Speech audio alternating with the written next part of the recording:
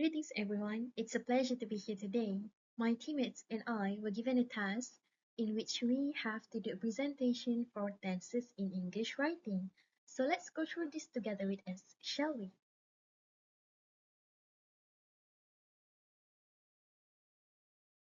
We are from Group 9 of T29, which consists of 4 members including me, Nur Aisyah Sufia, together with my other group members, following by Veronica Anison anak Fredrickson, Victoria Rini anak Gils Ghana, and last but not least, Nur Izzah Marisa binti Mustazama.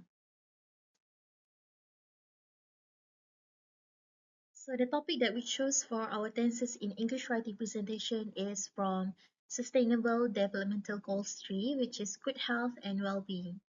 I will be presenting the three components of present tense, which is simple present tense, present continuous tense, and present perfect tense. Then Veronica will be presenting the present perfect continuous tense, simple past tense, and the past continuous tense. Following by Victoria, she will explain the past perfect tense, past perfect continuous tense, and the simple future tense. And last but not least, Marisa will wrap up with the other three components of future tense, which is future continuous tense, future perfect tense, and future perfect continuous tense. The first component for the present tense is the simple present tense, which describes an action that occurs habitually or repeatedly that is happening in the present, or basically it's just a general truth. And the sentence was formed with subject in the front, following by verb with an S indicating that it is a singular verb, meanwhile root verb being used indicating that it is a plural verb. An example that we retrieve from the article stated there is a significant portion of the global population still lacks access to vital healthcare services. Lacks with an S indicating that it is a simple present tense. The second component of present tense is the present continuous tense, which expresses an action that is happening in the present and may continue in the future. The sentence was formed with subject in the front, following by the be verb, which is am, is, and are, and following together with verb with an ing. An example that we retrieve from the article is malaria cases are rising, which means malaria cases now are rising and may still rise in the future.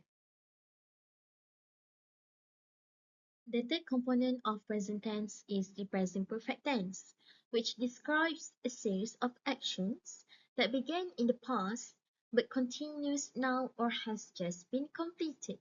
And the requirement for present perfect tense is that it brings some result and the result has an effect in the present.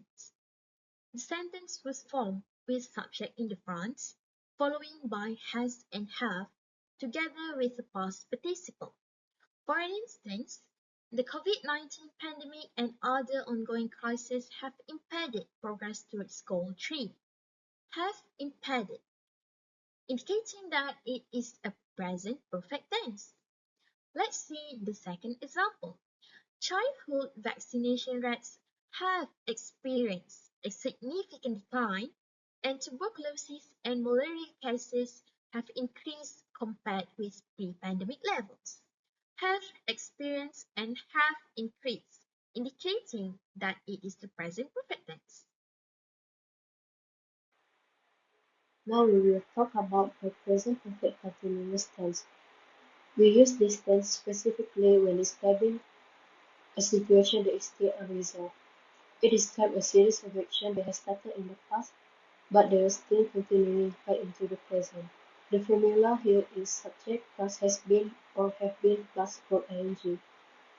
As you can see from this news report, the FDA has been investigating a company called Paradigm Peptides, which has apparently selling unapproved drugs and has been investigating them since 2020.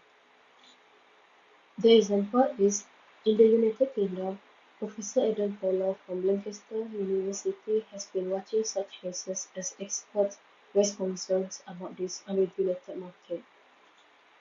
The journalist chose this text because the professor's observation is still not finished. His observation probably started in the past in 2020 and he is still observing right up to this second. Next, we are going to discuss about the simple past tense. The simple past tense is used to describe a series of actions that has happened and were completely finished in the past. The formula is subject plus verb with an ed or the. The example we have for this tense is Malaysia's healthcare system yielded excellent outcomes through the comprehensive delivery of basic healthcare service for her citizens. The authors chose to use the simple past yielded because they are reporting on a data that has already been collected, verified, and closed. The verb yielded functions to firmly establish that these outcomes were a result from their past initiative. Let's move along to the past continuous tense. So the past continuous tense is used to describe an ongoing action that were happening in the past and it does not touch the present day at all. The formula is subject plus was or were plus verb ing. The example that we use here is a 2021 MOE survey showed that essential treatment services and medications were unavailable at 81 facilities that were offering services for people with substance abuse disorders. The reason this text is used here because at the exact moment the survey was finalized in 2021, the 81 facilities were offering services. Now I'm going to explain the past perfect tense. The past perfect tense describes an action that was completed before another past event and also often used with adverbs such as by the time and before which clarify a sequence. The formula is subject plus head plus past participle. For example, from the BBC article, the 20-year-old boxer from Bradford had overcome a long-term unidentified illness before she began experiencing eating disorder. In this sentence, had overcome is the past perfect tense. It shows that she overcame the illness first and after that she began experiencing eating disorder. So, the past perfect tense helps us understand the sequence of two events in the past. Next, I will explain about the past perfect continuous tense. Past perfect continuous tense describe an ongoing action, event, and situation that has begun in the past and ongoing up to some other point in the past. The formula is subject plus had plus been plus verb ing. For example, from the article about running, the sentence says, however, I had been feeling like my legs were dragging on most of my very easy runs, both before and after the rest. The press had been feeling is the past perfect continuous tense in this sentence. It shows that the person had been experiencing this feeling continuously for some time in the past.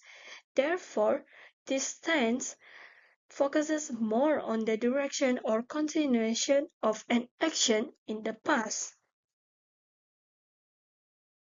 Now, I will explain the simple future tense. Simple future tense used to describe an action, event, or situation that will occur after speaking or writing something. The formula is subject plus will plus root verb. For example, from the article about alcohol use, the sentence says continued drinking will affect motor control, causing slurred speech, slower reaction, and poor balance. In this sentence, will affect is the simple future tense because it describes an effect that will happen in the future. Another example is having a higher amount of body fat and drinking on an empty stomach will speed up the effects of alcohol. Here, will speed up shows an effect that will happen as a result of the situation. So for this slide, I'm going to explain about the future continuous tense. Future continuous is used to describe an action that will be in progress at a particular time in the future. So the structure is subject plus will be plus verb ing. For example, sea levels will be rising because of increasing temperatures and melting ice sheets. This means that in the future, the process of sea levels rising will still be happening because of climate change. Based on the information from earth.gov, melting land ice contributes significantly to sea level rise. Ocean warming also causes sea levels to rise because warm water expands. So, the main idea here is that these changes are ongoing processes that will continue in the future. Next, we have the future perfect tense. Future perfect is used to describe an action that will be completed before another action happens in the future. The structure is subject plus will have plus past participle. For example, countries around the world will have reduced the amount of plastic dumped into the world's oceans, rivers, and lakes. This means that by a certain point in the future, countries will already have taken action to reduce plastic pollution. As we can see from the information from UNEP, plastic pollution is a serious problem because it affects ecosystem, food productions, and human well-being. So this tense focuses on an action that will already be completed in the future. Lastly, we have the future perfect continuous tense. This tense describes an action that will have been continuing for a period of time up to a specific point in the future. So the structure is subject plus will have been plus verb ing, followed by a time duration and a specific future time. So, for example, healthcare professionals will have been encouraging regular physical activity for many years to improve health and prevent disease. So, this means that by a certain time in the future, healthcare professionals will have been encouraging people to stay physically active for many years. According to the World Health Organization, regular physical activity is important because it can improve health and help prevent disease. So, unlike future perfect, which focuses on a complete action, future perfect continuous focuses on how long an action has been continuing. And that's the end of our presentation. Thank you for listening and giving us your attention. We hope that our presentation was clear and easy to understand. Once again, thank you from Group 9 and we hope that you enjoy our presentation. Thank you.